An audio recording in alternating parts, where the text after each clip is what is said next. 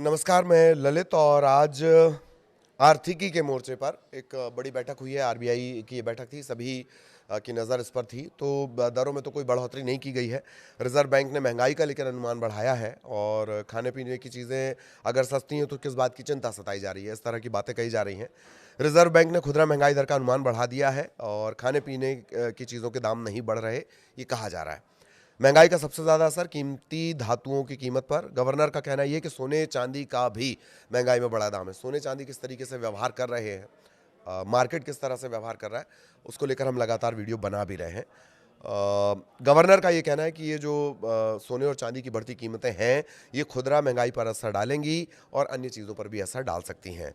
शुक्रवार को एमपीसी बैठक में जो नतीजे आए, एमपीसी बैठक के नतीजों को लेकर जो फैसले सुनाए गए, तो थोड़ी सी निराशा नज़र आई है चेहरों पे। महंगाई को लेकर निराशा।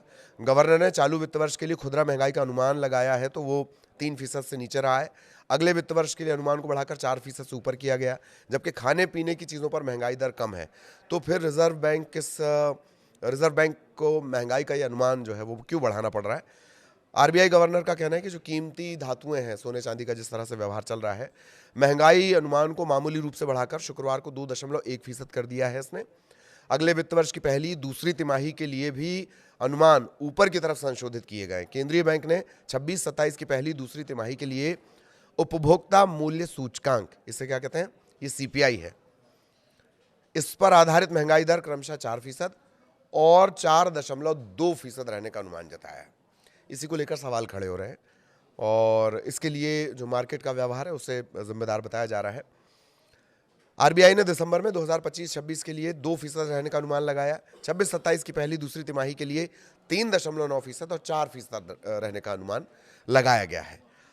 दरअसल उपभोक्ता मूल्य सूचकांक आधारित जो मुद्रास्फीति नवंबर में 0.7% और दिसंबर 2025 में 1.3% थी।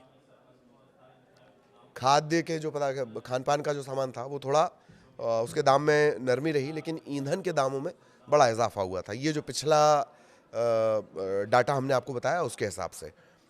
तो आरबीआई के गवर्नर संजय मल्होत्रा इसको लेकर मार्केट को बहुत जोड़ रहे हैं और इसी को लेकर उन्होंने कहा कि उसका सीधा असर इस पर पड़ेगा, डायरेक्ट इनडायरेक्ट असर पड़ सकता है।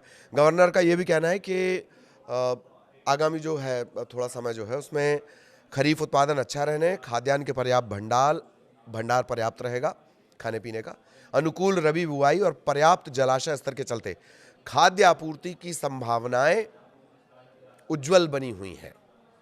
ये अनुमान है। अब अनुमानों से इतर क्या ज़मीन पर नज़र आएगा, उसके लिए आपको न्यूज़ 18 के इस पेज को लगातार फॉलो करना है। तो आरबीआई ने जो कुछ भी कहा है वो हमने आपको बताया। हालांकि आरबीआई की इस जो बैठक हुई, बैठक के बाद जो नतीजे निकल कर आए, बैठक के बाद जो फैसले निकल कर आए, बाजार में उससे थोड़ा सा बूम देखा गया, शेयर बाजार में उससे थोड़ा सा बूम देखा गया, थोड़ी सी रफ्तार शेयर बाजार ने पकड़ी है।